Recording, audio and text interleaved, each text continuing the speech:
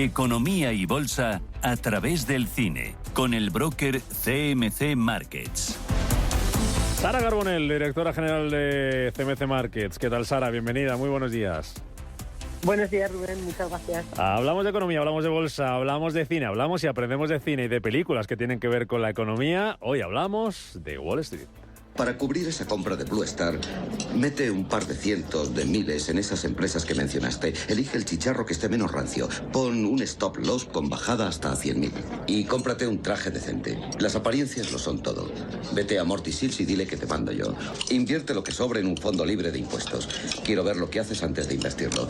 Y corta la verborrea de vendedor, ¿eh? Canta mucho. ¿Cómo dices? Ya me has oído. Yo no soy de los que pierden. Hazlo bien y tendrás un bonus. Todo depende de ti.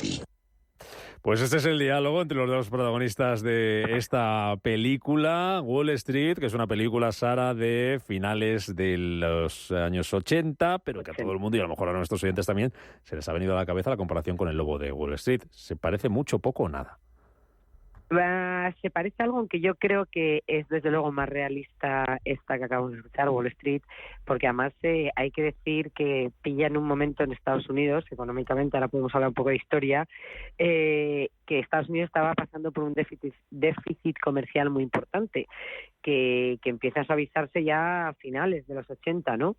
Pero con un dólar además muy apreciado. Era tal el consumismo que había en Estados Unidos en ese momento que las importaciones superaban con creces a las exportaciones y estaban en una situación complicada. La película es más realista, yo creo que la que comentamos el otro día, que era El Lobo de Wall Street, la de DiCaprio, pues quizá está un poco más exagerada. Y en esta sí que vemos bastantes similitudes y bueno, temáticas que todavía hoy en día existen, ¿no? Como es el uso de información confidencial, la batalla, entre comillas, que eso se ha mejorado bastante entre accionistas directivos, que es algo que estudias en la carrera al principio del todo, ¿no? Algo como básico cuando estudias gestión de empresas, economía, etcétera. Entonces, la verdad que a pesar de ser una película de hace ya bastantes años, sí tiene, desde luego, muchos paralelismos con cosas que están pasando ahora. Y te diré que en esa crisis deficitaria en los años 80 que vivió Estados Unidos, el tema de los semiconductores, que os sonará, Sí. Estaba encima de la mesa también, ¿no? Incluso Estados Unidos obligó a Japón a hacer un acuerdo sobre el tema de los semiconductores, ¿no? Para abrir el mercado también a la producción estadounidense. O sea que al final han pasado muchos años, pero muchos escenarios de fondo que podrían estar ocurriendo hoy. Sí, es una película del año 87, está dirigida por Oliver Stone, protagonizada entre otros por Charlie Sheen, por Michael Douglas. Vamos a escuchar un poquito más de Wall Street. Tenía un espía en la operación Wellman. Me empezó a dar información y le despidieron. Algo importante se está cociendo, Bud. Quiero saber dónde está y lo que hace. En una palabra, que tú me completes la información. Pero, señor Gecko, yo no soy un espía. Podrían quitarme la licencia. Podría ir a la cárcel. Si no estás dentro, estás fuera, ¿entiendes? Hablo de ser muy rico, o millonario, o nada. Tuviste lo que hay que tener para entrar en mi despacho. A ver si tienes lo que hay que tener para seguir. Nos decía Sara que es una película, esta Wall Street, más realista que el Lobo de Wall Street, por ejemplo. ¿En qué es más realista? ¿En qué se parece más a la realidad esta película de la que hablamos hoy? Bueno, a ver, porque yo creo que en El Lobo de Wall Street se juega mucho también con toda esa parte, voy a decir ética o de pocos valores, ¿no? De lo que es la vida. Fue un hecho real en la vida que llevaba el protagonista, ¿no? Aparecen ya más temas de drogas, mujeres, etcétera. En esta nos centramos un poco más pues en toda esa parte que es verdad que en los 80 en Wall Street había mucho, entre comillas, lobo financiero que se dedicaba. De hecho, hay otra película, en Pretty Woman, hay un momento dado que el protagonista le pregunta a ella, y es de la misma época, ¿no? Más o menos, Sí. ¿a qué te dedicas? Dice, compro empresas y las vendo por partes, ¿no? Sí, sí. Que esto es lo que pasa también aquí en Wall Street, es un poco a lo que se supone que se dedica Michael Douglas. Esto con una aerolínea, ¿no? Sí, efectivamente.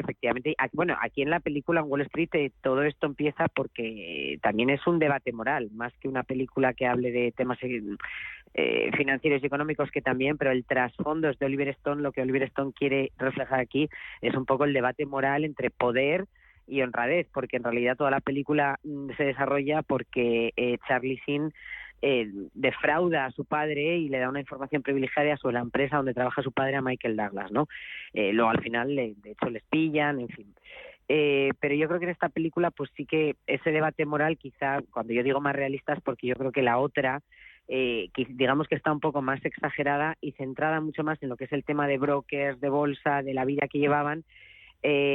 Bueno, y en esta yo creo que tiene un trasfondo un poquito más, bueno, pues de ese debate moral entre el poder, el dinero y el tener una ética, que hoy en día, por ejemplo, el uso de información privilegiada está mucho más controlado, es más complicado. Ese debate que yo decía entre accionistas y directivos, pues también se ha disminuido bastante, porque normalmente los directivos suelen tener stock options, con lo cual son los primeros interesados en que las compañías vayan bien.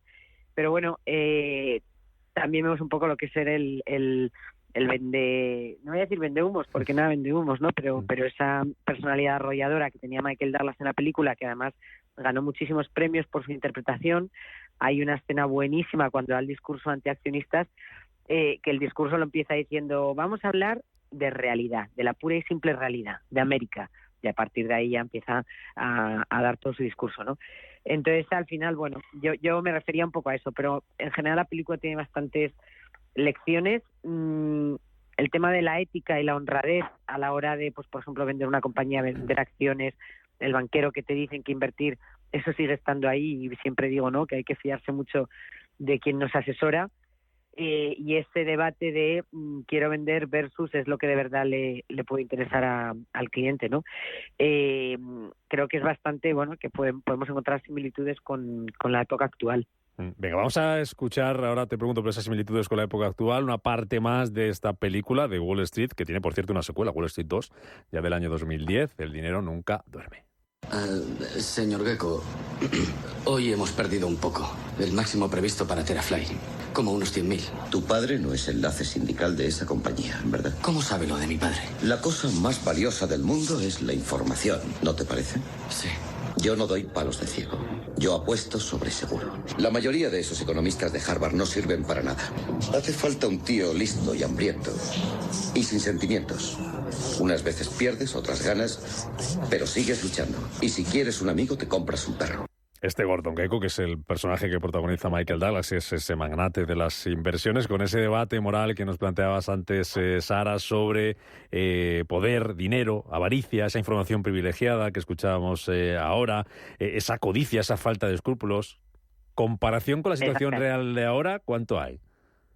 Luego, pues mira, una cosa que está pensando ahora viendo esta escena, también hay un debate en cuanto a esa estrategia, ¿no?, de comprar acciones, comprar compañías muy, muy, muy baratas, sí, para luego en realidad solo ganar dinero, sin tener en cuenta, por ejemplo, qué es lo que pasa luego en esta película, pues todos los empleos que se pueden perder, sí, ¿no? Ahí aparece otra vez el debate moral. Y luego hay una cosa que sí me gustaría comentar, que en ese sentido me parece que es positivo y que puede venir muy a cuento en los tiempos que corren, que es cuando él le está diciendo, haz esta inversión, invierte no sé cuánto, compra lo que sea.